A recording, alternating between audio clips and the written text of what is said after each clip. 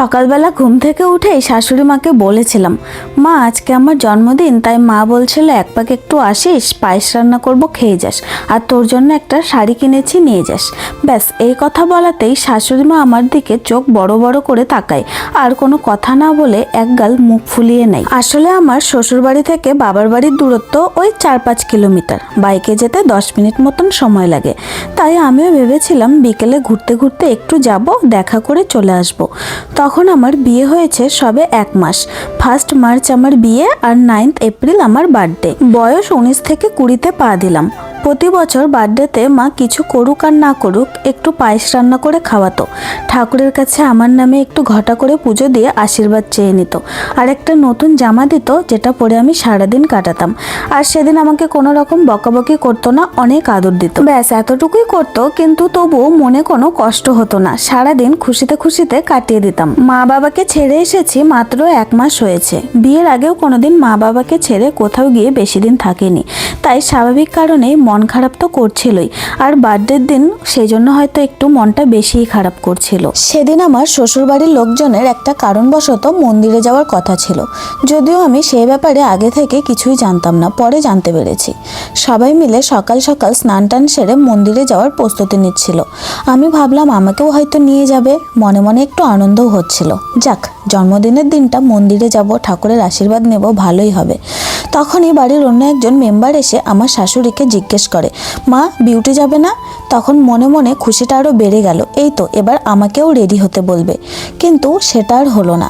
আমার শাশুড়ি বলে বসলো, না ও যাবে না।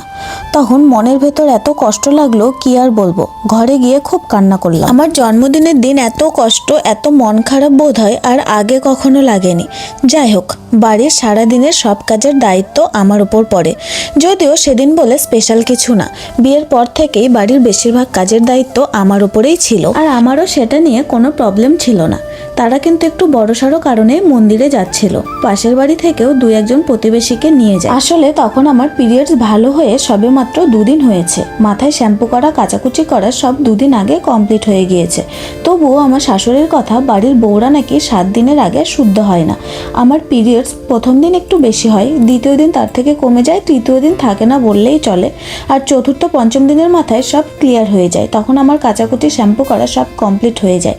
কিন্তু আমি ক্লিয়ার বললে কি হবে, শাশুড়ির নিয়ম অনুযায়ী বাড়ির বউরা তো 7 দিনের আগে ক্লিয়ার হয় না, তাই না? তাই আমি মন্দিরে গেলে নাকি সবকিছু অশুচি হয়ে যাবে, তাদেরকে ছুঁয়ে নিলে তারাও অশুচি হয়ে যাবে, তাই আমাকে তারা নিয়ে যায় না। এছাড়াও আমার শাশুড়ির আমাকে নিয়ে যাওয়ার কোনো প্রকার ইচ্ছেই ছিল না। সবাই চলে গেলে বাড়ির রান্না বান্না করবে কে? তারা পুজো দিয়ে এসে তো খাওয়া দাওয়া করবে, তাই না? আবার বাড়িতে 2-1 পুরুষ মানুষও আছে, তাদেরকে সারাদিন খেতে টেতে দিতে হবে, তাই বাড়িতে তো একটা কাজের লোক রেখে যেতে হবে। তাই সেটা ছিল শাশুড়ির এক প্রকার বাহানা আমাকে না নিয়ে যাওয়া। এই কথাটা সেদিন না বুঝলেও আজকে এসে বুঝতে আর কোনো অসুবিধা হয় না। যাই হোক, অনেক মন খারাপ তো লাগছিলই, সবাইকে হাসি মুখে টাটা দিলাম, কিন্তু কষ্টে বুকটা ফেটে যাচ্ছিল। বাড়িতে তেমন কেউ নেই, তাই আর বাবার বাড়িতেও গেলাম না। এছাড়াও সকালে শাশুড়ি মাকে বাবার বাড়ি যাওয়ার কথা বলতেই যেভাবে তাকালো, সেই জন্যই আরো যেতে ইচ্ছে করছিল না। সারাদিন ঘরে অনেক কেঁদেছি। বরের এমন কাজ যে সে সারাদিন বাড়ির বাইরেই থাকে, তার আস্তে আস্তে বিকেল হয়ে যায়। বাড়িতে এসে আবারও বাড়ির কাজ নিয়ে ব্যস্ত। আসলে আমার শ্বশুর বাড়িতে গোয়াল ভর্তি গরু ছিল, সেগুলো এরকম দেশি গরু না, সব বড় বড় সাদা কালো, আমরা বলি কচের গরু। তাদের দেখাশোনা, খাবার দেওয়া, গোবর ফেলা, গায়ে ধোয়ানো, তাদের খড় কাটা, এসব করতেই আমার বরের সকাল বিকেল সন্ধে কেটে যায়। আর সারাদিন তো বললামই নিজের ব্যবসা সামলাতো। মেন কথা, রাত 9টার আগে আমার হাজবেন্ড কখনো ফাঁকাই হতো না। যদি কোনোদিন বিকেলে খড় কাটা না থাকতো, তাহলে 2-1 ঘন্টার জন্য টাইম বের করতে পারত। তাই সারাদিনের মধ্যে কোনো এক সময় যে হাজবেন্ডকে সঙ্গে পাবো এরকম কোনো সুযোগও ছিল না। তবে সারাদিন মন খারাপ করে কাটালেও রাতের বেলা একটু খুশি হয়েছিলাম। তার কারণ দেখি আমার হাজবেন্ড আমাকে না বলে নিজে দোকানে গিয়ে পছন্দ করে আমার জন্য 1 জোড়া পায়ের নুপুর নিয়ে আসে। আসলে আমি ছোট থেকে নুপুর পরতে অনেক ভালোবাসতাম, কিন্তু বাবা মার কখনো সামর্থ্য ছিল না আমাকে রূপোর নুপুর কিনে দেওয়ার। বিয়ের পর প্রথম জন্মদিনে সারাদিনে অনেক মন খারাপ কষ্ট করে কাটালেও, পায়েস একটুও কপালে না জুটলেও, রাতের বেলা কিন্তু হাজবেন্ডের থেকে নুপুর পেয়ে আমি অনেক খুশি হয়ে গিয়েছিলাম। আসলে আমার হাজবেন্ড খুব ভালো মানুষ, সে আমাকে খুব ভালোবাসে।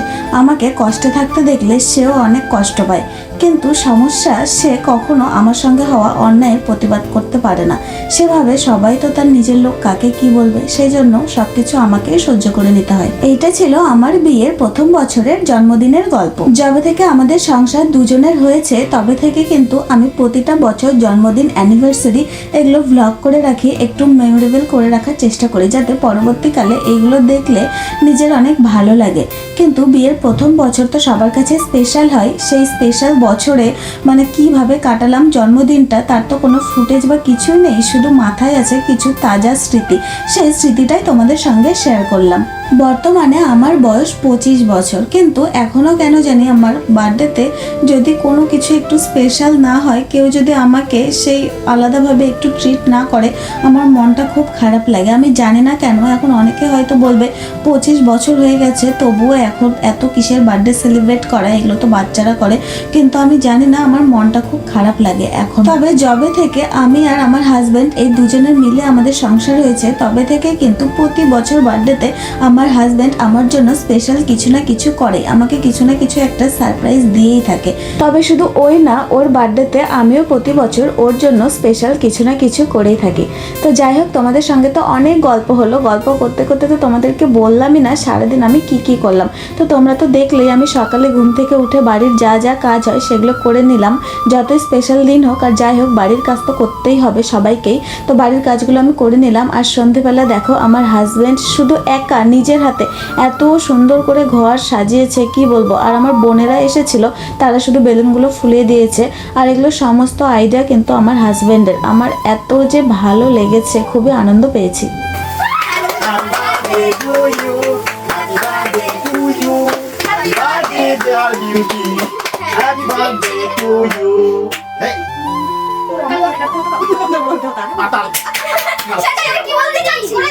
Happy birthday to you. Kita kita tak tu sih. Happy birthday to you. I love you.